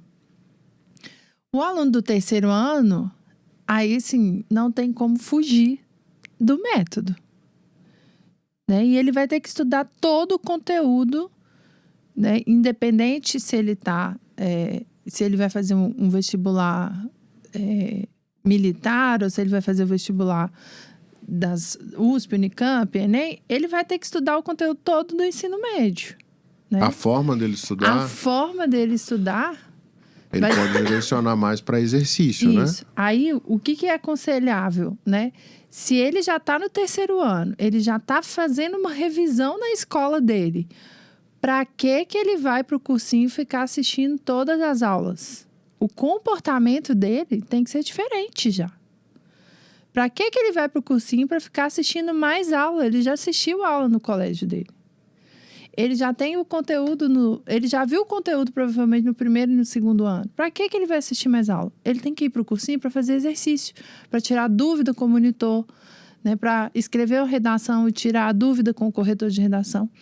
Então, qual que é o segredo? Use o tempo do pré-vestibular para a prática, para fazer isso que o professor Bruno falou, que é reforçar as conexões neurais. Eu lembrei de uma história na época que eu estava na turma aí, tá? Tinha um casalzinho de namorados lá na escola, no cursinho, e era bem bonitinho porque eles estudavam no colégio militar, né? Então eles iam de farda. Você já viu a farda do colégio militar? Já. É bem bonitinho, né? Uhum. E eles iam, e de vez em quando o professor fazia piada, né? Era o rapaz e a menina. O Lucas e a Luciana. Até combinava o nome. E fazia piada, né? E uma vez eu lembro que o professor perguntou pra Luciana assim: como é que é o Lucas lá no colégio? Aí ela falou assim: o Lucas era bom aluno, mas depois que ele entrou aqui, ele virou bobagem no colégio. Ele fica lá o tempo todo, foi sentar no fundo, fica só fazendo exercício. Só aqui que ele presta atenção na aula. E você, Luciana? Não, eu presto atenção na aula lá e eu presto atenção aqui. Eu faço exercício quando eu chego em casa. Aí o Lucas falou assim: não, eu também faço exercício quando eu chego em casa. Vê quem passou. O Lucas. O Lucas. Porque ele assistia aula no cursinho e na escola ele fazia só exercícios. A Luciana, que assistia a aula e no cursinho e na escola, não passou. Porque ela nem tinha tempo para fazer exercício direito. Então é um caso que ilustra bem esse ponto de, olha, você tem que fazer muito exercício durante o dia. Você está no terceiro ano, é isso que a Lucimara falou. Faz exercícios no contraturno. É que na escola, eu não sei como que era a escola do Lucas, mas na minha escola não ia dar para eu fazer o exercício no terceiro ano. Por quê? Não ia dar. Porque os professores marcavam em cima, entendeu? mexendo o Eles saco? queriam que eu desse atenção para a aula deles. Sim. Né? O Na Lucas não. escola, no colégio. Então, onde que eu fazia exercício? No cursinho. Porque o cursinho, ele não tem aquela pressão, assim, de você estar ali sentado assistindo aula. Mas, por exemplo, na época Você não que você marca fez... presença no cursinho, certo? Não, mas na época que você fez o terceiro ano, Sim. você fez cursinho de tarde. Fazer cursinho à tarde. E como que era o seu comportamento no cursinho? Aí que tá, né? Eu já estive desse lado. Eu já estive no colégio e no cursinho o dia todo, assistindo aula. Você ficava assistindo aula no assistindo cursinho? aula. Quol que foi o meu resultado? Você teve que fazer mais Passou? um ano de cursinho. Eu No não primeiro passei, ano não foi. entendeu? Na primeira Eu não tentativa, passei, não, gente. As minhas apostilas chegaram praticamente em branco. E eu fazia um cursinho que aqui em Belo Horizonte, na época, era famoso. Aprovava em medicina na UFMG. Né? Então, assim, mas não fez diferença nenhuma eu ficar indo lá frequentando as aulas. Eu era simplesmente uma espectadora. E tá... Então, nesse esse ponto é o tá a método. diferença Então, de quem existe passa? o método do espectador, que é esse, que fica lá É. assistindo aula. E tem alunos que são ótimos assistindo aula. E sabe o que acontece? Que a gente avalia isso muito aqui com os alunos. O que acontece? Quando está assistindo aula, Você está assistindo a aula de alguém que conhece o assunto. Então, aquela pessoa organiza, que é o professor, né? Então, o professor organiza a aula, ele organiza a fala, ele dá exemplos maravilhosos. Você sai daquela aula iluminada, né? A aula é legal, porque o professor é legal, ele fala bem e tal. Você sai de lá assim, nossa, entendi tudo. Realmente, você pode ter entendido. Mas aprender é diferente. Aprender é diferente. Se não tiver, que foi o grande erro do meu primeiro ano de preparação vestibular foi esse. Eu assisti aula o dia inteiro. Eu assisti aula de 7 da manhã até 7 horas da noite. Não deu em nada. Eu fui eliminada em diversas disciplinas. Eu não consegui alcançar o mínimo que a UFMG pedia. Então, assim, não valeu de nada. Perdi meu tempo, perdi dinheiro da minha família. Eu até sofri muito com isso, né? Até pouco tempo atrás. Agora eu tenho um carro que já tem GPS, né? Mas antigamente meu carro não tinha GPS. E aí quando acabava o sinal de internet, eu pedia informação, eu tinha essa sensação, sabe? Eu pedia informação para a pessoa me explicava o caminho todo direitinho. Você vira aqui, vira ali e tal. Me dava uma aula sobre como chegar no lugar. Aí quando eu botava o carro para andar, eu sempre chegava no lugar errado. Que aí na prática gente, não tinha ninguém. É prática. Ninguém pra ajudar, né? Não tinha ninguém pra ajudar. Prática. Aí agora que tem GPS, acabou. Ô, professor, e o que acontece quando uma pessoa... Piada. Foi. Foi boa a piada, Kelly? Você nem riu. Foi uma piada? Tá vendo? Foi boa. Foi uma piada? Melhor você perguntar se foi uma piada. Tá bom, vai. Eu achei que era uma explicação. Depois eu vou contar uma piada engraçada. Mas vamos lá, continua. Tá bom. O que acontece com uma pessoa que tem um método de estudos que funciona? O que acontece? Não, O que acontece é bom com essa demais. pessoa? É bom demais, porque a pessoa não sofre, né? Ela não tem muitas preocupações, a não ser ir lá estudar. Então, ela já sabe o que ela tem que estudar no dia, ela já sabe como que ela vai aproveitar aquelas 2 horas de estudo, ela já sabe que todos os dias ela vai ter um retorno, vai ter evidência se o método dela está funcionando, quando ela faz uma lista de exercícios, né? Ela sabe o que ela aprendeu e o que ela de fato não aprendeu. Então ela tem clareza sobre o que precisa fazer. Então é uma experiência muito mais tranquila, né? A pessoa que segue um método de estudos que funciona, ela respeita os horários de sono, ela respeita a rotina de vida dela, então ela não tem problema de estresse nos estudos. Como ela tem uma sequência para seguir, um horário para cumprir, ela não tem sofrimento assim por estar atrasada, por estar adiantada. Quando ela segue um método que funciona, ela tem a tranquilidade de, olha, eu estou atrasada nesse assunto aqui, mas eu estou adiantada nesse outro. Então eu vou fazer uma reorganização dentro do mesmo método.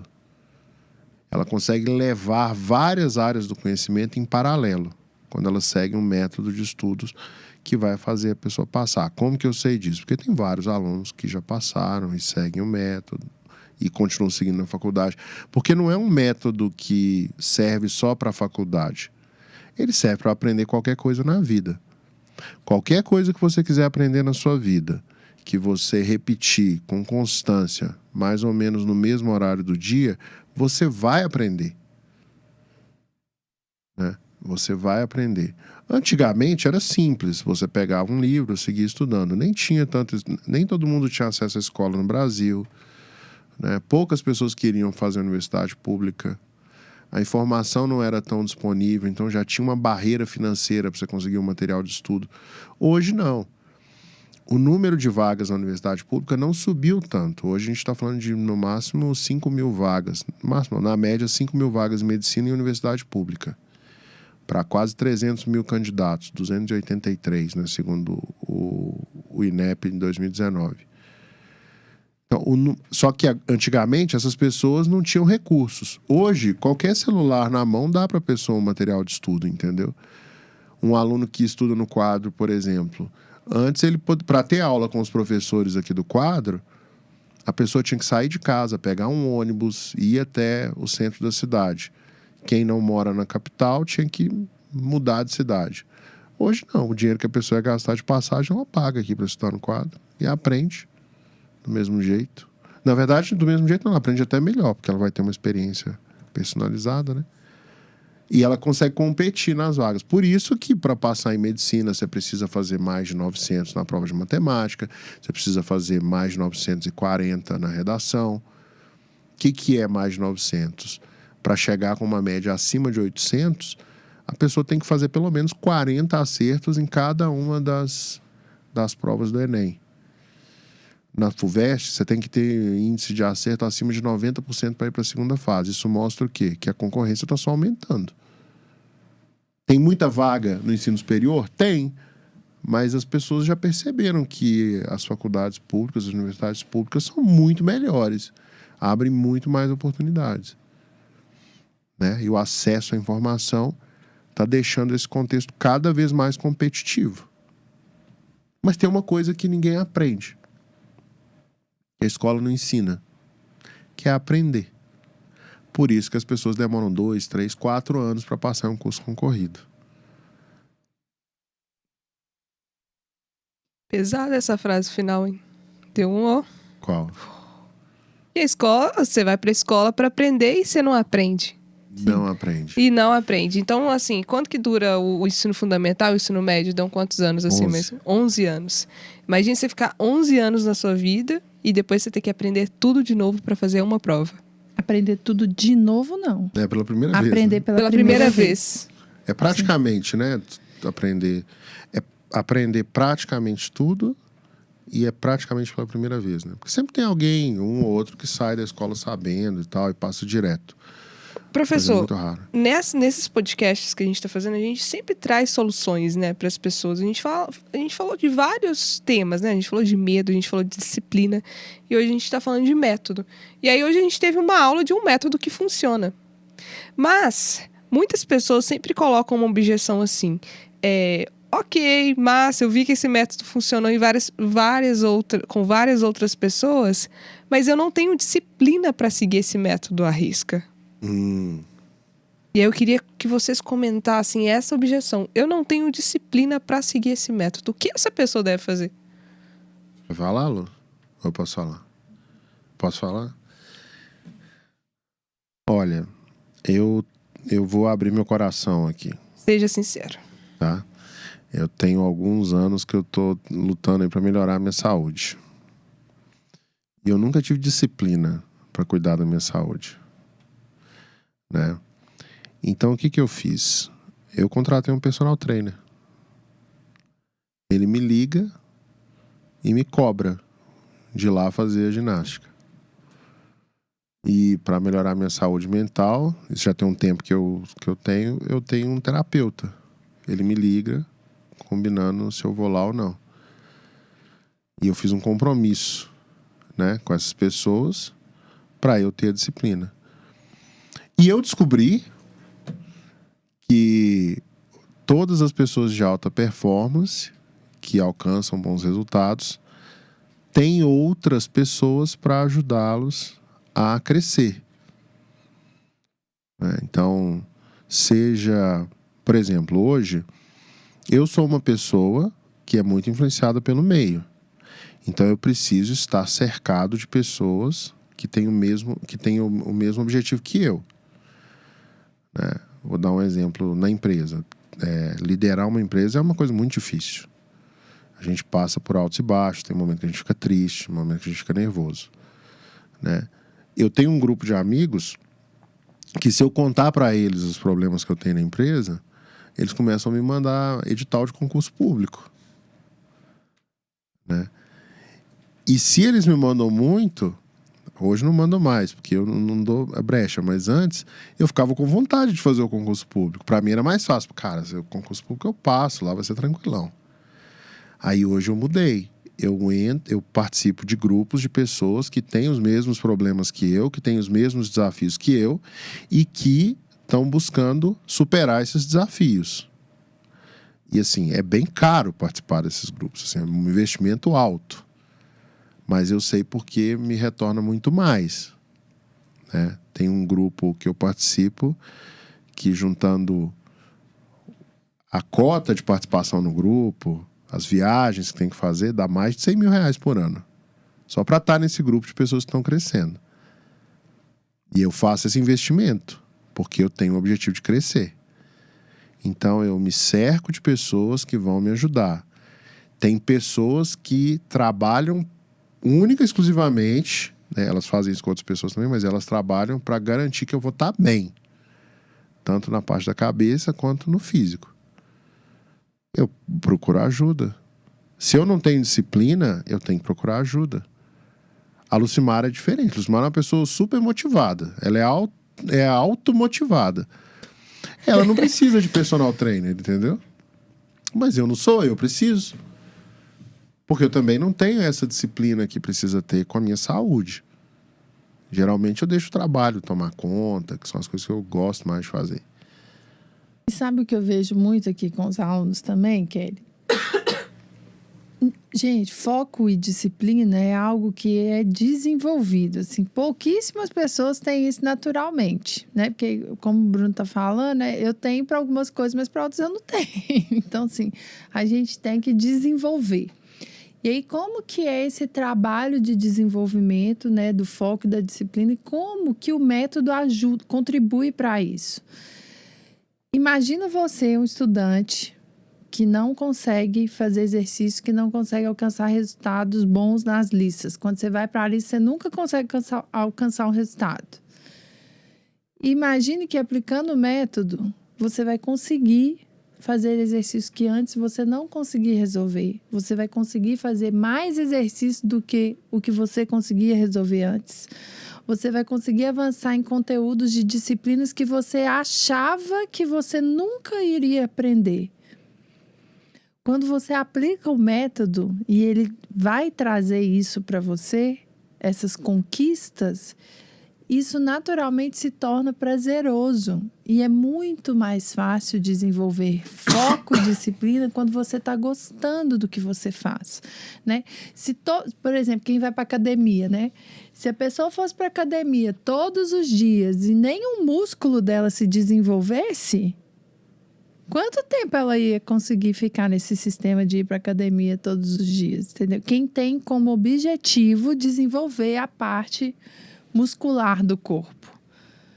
Então, assim, quando a pessoa... Por que a pessoa continua indo para academia? Porque ela tá vendo o corpo dela se desenvolver, né? Ela tá vendo o resultado. Então, olhem para os resultados de vocês. Né? Olhar para o resultado faz muita diferença, vai ajudar a manter a disciplina. Quando a gente está conquistando, a gente mantém o ritmo que a gente está.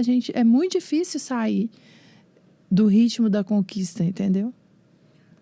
Terminou?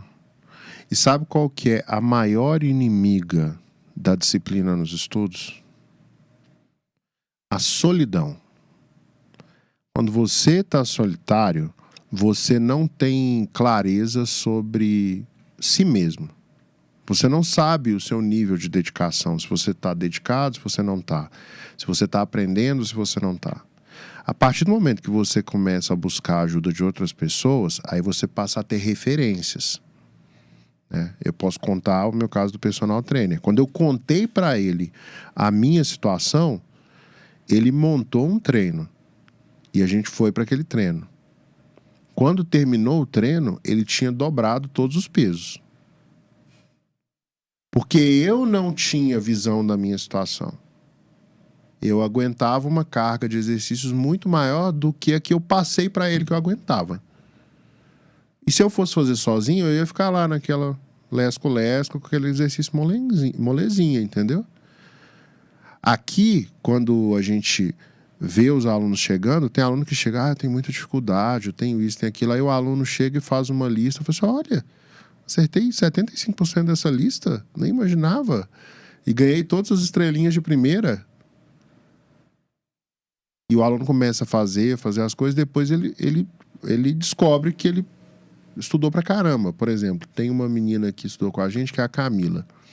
Ela contou pra mim, assim, que ela tinha dificuldade A seguinte dificuldade, ela não conseguia fazer uma lista por completo. Ela tinha que fazer um exercício e olhar a resposta. Fazer o exercício e olhar a resposta. Fazer uma lista por completo dava para ela uma sensação de ansiedade muito grande. E isso fez ela sofrer ao longo dos anos, preparando. Aí quando chegou aqui no quadro, ela começou a fazer exercício, ela falou assim, não, vamos lá. Aí ela viu o sistema e começou a testar, fazer 2 exercícios por vez, 3 na sequência, 4. Falou, não, vou fazer a lista toda. E aí ela falou assim, ela fala bem isso na entrevista. Ela falou assim, aí eu acabei com esse problema de ansiedade fazendo exercícios. Na mesma conversa eu perguntei para ela assim, Camila, você tem ideia de quantos exercícios você fez? Ela, devo ter feito uns 2.000, 3.000, 4.000. Eu falei, vamos ver aqui, Camila? Ela, vamos. Aí a gente contou, ela fez 14.891 exercícios, se não me engano. No ano inteiro. Ela olhou assim. Caramba, eu não sabia disso. Como que uma pessoa que faz tanto exercício não passa? Vai passar, entendeu? Então a gente nunca tem uma medida clara da nossa situação. É bom ter sistemas que nos permitam ter essa clareza. E para continuar... Aí, por que tem essa clareza, né, Bruno? Porque tem vários exemplos, né? A Camila foi um exemplo de vários que a gente já viu. Todo aluno que passou no ano do vestibular pode pegar o filtro lá na plataforma. A atividade que ele mais fez no ano foi fazer exercícios. E aí, exercício da lista e simulados. E redação, que a gente conta aqui também como exercício.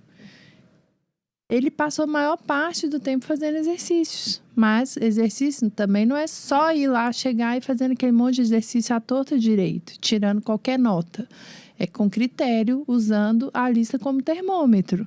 Se consegue fazer metade da lista só, tem que voltar na aula. Tá com problema de base, tá com problema de conteúdo. Tem que voltar na aula.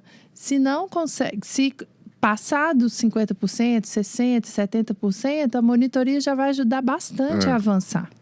Né? Então, é uma característica assim, pode parar qualquer aluno aprovado e perguntar o que ele mais fez no ano que ele foi aprovado. Não foi resumo, não foi assistir aula, foi fazer exercício. E sobre essa questão do resumo, do mapa mental, principalmente, eu falei que eu uso bastante, né, o mapa mental. Sim. Quando eu estou num contexto de ensinar algo para alguém. Por quê? Porque o mapa mental é para pegar alguma coisa que está na sua cabeça e colocar no papel. Para pegar um conhecimento que já está organizado na sua cabeça e colocar no papel. Quando a gente está construindo o conhecimento, e isso vale para qualquer construção de conhecimento, as informações não estão muito bem organizadas. Então não faz sentido você querer colocar no papel o mapa de uma estrutura que ainda não está pronta. Gera mais confusão. Então, o mapa mental é muito bom quando você está na posição de professor.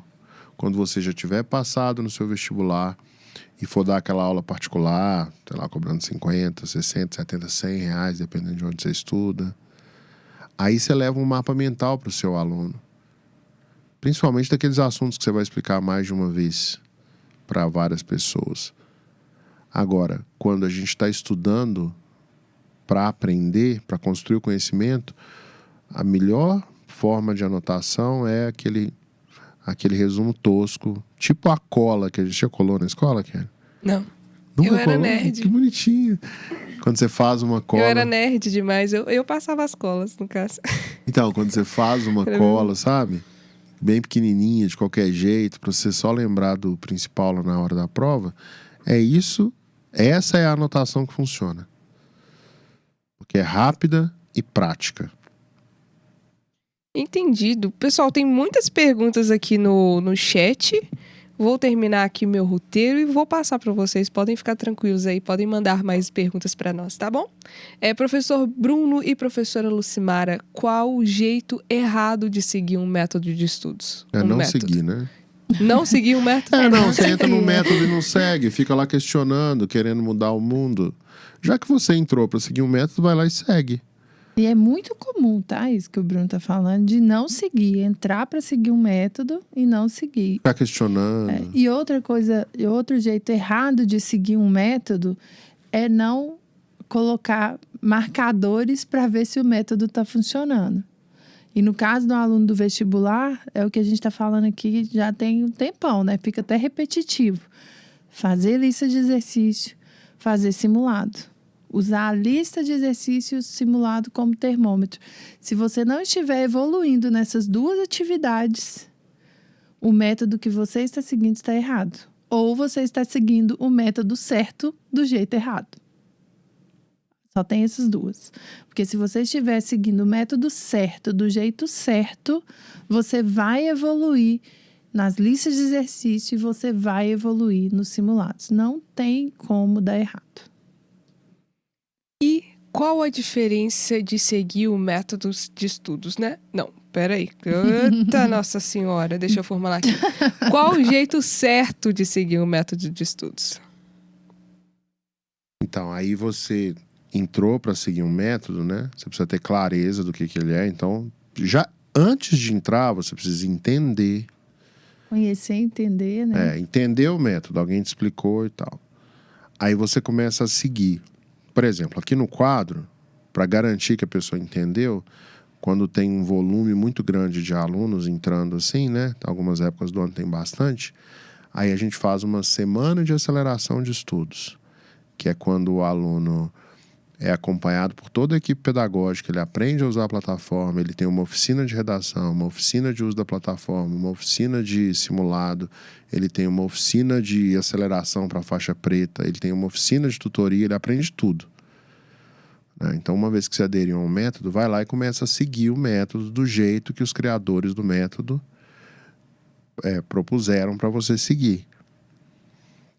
Né? E focar naquele método do início ao fim.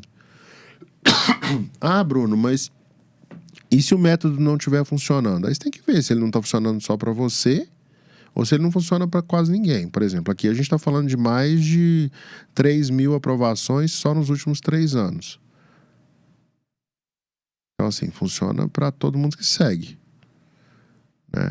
Quando a gente pega um aluno faixa preta, quando a gente pega os alunos faixa preta e compara com os faixa branca, a taxa de aprovação dos faixa preta é 8 vezes maior, né?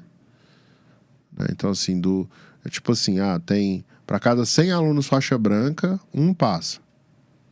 Para cada 100 alunos faixa preta, porque não é 1%, né? É maior, né? É mais de 8 vezes maior, dá 80% mais ou menos de aprovação dentro da faixa preta. Pronto. A taxa de aprovação dentro da faixa preta é de 80%.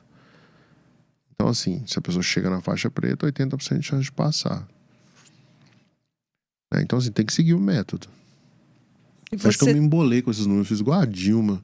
Sabe, a Dilma fala, não é 30% de 25%. É 30% de 40%. Esse meme é antigo. Esse meme é antigo. Vamos lá, Cassandra Soares está perguntando: quem estuda em escola do estado tem possibilidade de passar em alguma prova de faculdade? Eu acho que faculdade pública, né, que ela quis dizer. Opa, olha eu, o Bruno, você. Né? Temos vários estudantes, né? Vários alunos que vêm de escola pública, fizeram ensino fundamental e ensino médio na escola pública e que hoje já estão nas universidades públicas. Então, continuaram o caminho nas públicas. Tem chance. Vai ter que estudar mais e com método para passar. E assim, se a gente olha para a estatística do MEC, né, do Enem, a gente vê que a escola pública, na média, ela não atinge 700 pontos no Enem, né? Não tem nenhuma escola pública que atingiu média de 700 no Enem. Na escola particular, o número não é muito diferente. É 1,5% das escolas particulares que atingem essa média de 700 no Enem. O que isso significa? Que a diferença entre a escola pública, quando a gente está falando de Enem, de entrar na universidade pública, ela não é grande. O aluno da escola particular, ele não tem assim tanto mais vantagem, uma vantagem tão maior do que o da escola pública. Se fosse diferente, se o aluno da escola particular tivesse mais vantagem, eles passavam de primeira no vestibular. Mas não, eles também precisam fazer 1, 2, 3 anos de cursinho. Então, a vontade do aluno conta muito. E aí, o aluno da escola pública que tiver mais vontade e mais humildade, ele passa na frente do aluno da escola particular. Porque muitas vezes o aluno da escola pública, ele já entra assim, cara, não sei nada, vou seguir o que essa galera me falar aqui, velho, eu não vou ficar inventando. O aluno da escola particular, às vezes, vem com uma sensação de estar em boas condições de passar. Até ele descobrir que não é bem assim, ele demora 1, 2 anos, aí cai a ficha, calça a sandália, né, da humildade, aqueles que não têm, e aí eles começam tudo de novo. Quanto antes a pessoa entender que a escola convencional não prepara ninguém para passar numa prova, mais rápido ela acelera. E mais rápido ela passa. Fechado. Vamos lá para mais uma pergunta. Deixa eu voltar aqui para o meu chat. A Giovana mandou essa pergunta várias vezes, Giovana. Eu tinha até tirado o print. Eu faço técnico integral em análises clínicas e estou no 3º ano e pretendo fazer o Enem para passar em medicina. Como eu faço? Que rotina, hein, primeiro? Que rotina. Ela faz análises clínicas. Ela faz análises clínicas e está no 3º ano. Então ela é boa em biologia e química, né? Eu acho que sim. Isso aí já é uma vantagem. Ela tem uma vantagem de biologia e química. Eu costumo olhar para as vantagens. Então, se ela tem uma vantagem em biologia e química, ela já tem uma vantagem na prova de ciência da natureza, que é um pouquinho mais alto o nível que dá para chegar, né? Humanas e linguagens, a nota máxima é muito baixa. Agora, se a pessoa tem um contexto de ensino técnico, naturalmente ela foi mais puxada em matemática. Então, matemática para essa pessoa também vai ser uma opção de ganho, né? De crescimento. Ela vai estar com uma certa vantagem em matemática. Então, é Giovana que ela chama? Giovana. Então, o que a Giovana tem que fazer é se apoiar nisso. Olha, eu tive uma educação boa até aqui, eu tenho um potencial grande na prova de ciências da natureza e de matemática. Poxa, ter 2 redações corrigidas por semana é possível. Então, eu já consigo ganhar em redação. Agora eu vou focar muito na prática, vou fazer muito exercício. Aquele assunto, Giovana, que você tiver com mais dificuldade, aí você vai assistir uma aula de teoria. Passou bem pela lista, toca o barco, vai em frente. Entendeu? E se o seu objetivo é o Enem, aí você tem que lembrar que a quantidade de conteúdo que o Enem cobra é menor. Ele vai focar mais na sua capacidade de resolver problemas. Mais um motivo para você fazer muita questão, principalmente do Enem. E na prática, que às vezes o aluno fica meio perdidinho assim. Então, Giovana, na prática, o que você vai ter que fazer? Montar um horário de estudos para esse horário pós-aula, pós-escola e pós-curso técnico, tá? Para você saber exatamente, em cada dia da semana, o que você vai estudar. Então, chegou em casa, tomou banho, fez o seu lanche, você vai começar a estudar, né? Você vai estudar. Então, monta o horário de estudos para você saber. Na segunda eu vou estudar matemática e biologia. Na terça eu vou estudar química e história. Então, o horário de estudos vai ser fundamental para você, tá? E aí, dentro desse horário, você vai dividir o tempo entre ver o conteúdo quando você não tiver domínio da disciplina e fazer exercício daquele conteúdo no mesmo dia, tá? Então, se você tiver 2 horas, você vai separar 1 hora para o conteúdo, 1 hora para os exercícios. É um conteúdo que eu domino, por exemplo, biologia. Você deve manjar muito aí de células, por exemplo, né? Então, tá na hora de você estudar célula, vai para a lista de exercício, porque você já vai filtrar ali com a lista de exercício o que está faltando para complementar no seu conhecimento. E aí, só depois disso, você vai para a monitoria ou para a aula. Fechado, pessoal. Hoje nós vamos finalizar um pouquinho mais cedo. Tem muitas perguntas aqui e a minha ideia é a seguinte. Tirei print de todas as perguntas que vocês colocaram e vou colocar lá no Instagram. Então, a gente vai... Vocês se comprometem a responder algumas perguntas, professores? Sim. Mas ele me manda aí que eu respondo. Fechado? Pode ser? Então é isso, galera. Terminamos mais uma semana aí com uma sequência de vários podcasts. Espero que vocês tenham aprendido muito, muito, muito mesmo. Que tenham anotado bastante e tenham principalmente colocado em prática tudo que a gente ensinou, né? Foi tudo bem prático, inclusive, essa semana. Então, assim, quem tiver focado na universidade pública, tem bastante coisa aí que já dá para executar. Exatamente, falta uma semana, exatamente uma semana para você na universidade pública. E essa é uma sequência de podcast que a gente está fazendo assim, ó, de aquecimento para você chegar lá, ó, preparado para aprender tudo e colocar em prática também, né, professor Bruno? Com certeza. E passar na frente dos seus adversários. As duas primeiras aulas da semana... As duas primeiras aulas do Você na Universidade Pública já foram gravadas. Já estão prontas. Não está pronto ainda, porque tem que fazer todo um tratamento, né? Para ficar uma aula bacana. Fechado, então vai ser conteúdo assim de primeira para vocês, tá, gente? Então, segunda-feira voltamos às 2h da tarde? É isso? Segunda-feira, 2h da tarde. Espero vocês lá, galera. Beijos lá não, né? Aqui no YouTube. Se você... a gente não vai compartilhar a live, né? Tem que compartilhar o link. Cadê o link o link, da aula verdade. Eu tô aqui, ó, com ele aqui, ó, só colar. Posso ler um comentário aqui, ó? Pode. A Júlia Tomás falou assim, agora sei o caminho que devo seguir e seguirei. Muito obrigada. Muito bom, né? Nós ficamos felizes, Júlia. Isso aí, aproveite. Você vai ter uma vida estudantil melhor.